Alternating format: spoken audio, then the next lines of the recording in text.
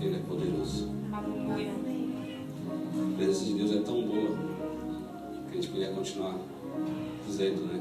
Louvado seja o nome do Senhor. Amém. Pelo aquilo que Ele já começou a fazer nessa noite aqui. Amém. Amém. Pelo aquilo que Ele vai fazer. Porque Deus tem sempre mais. Você acha que está bom, vai ficar melhor. Porque a presença de Deus é aqui nesta noite sobre as nossas vidas.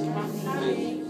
Pai amado, é no nome de Jesus que nós te louvamos, ó Deus, por tudo aquilo, Pai, que o Senhor tem para fazer nessa noite, através do teu servo que vai trazer a tua palavra, Deus. Fala através da sua vida, Senhor, para abençoar as nossas vidas nessa noite. Em nome de Jesus, nós te louvamos, Pai, te agradecemos por tudo aquilo que o Senhor vai fazer, Pai, nesta noite, noite de Santa Ceia, noite de participar da tua mesa, de ter esse privilégio, Senhor. Nós te louvamos, te agradecemos, em nome de Jesus. Amém. Amém. Posso aceitar, meu irmão.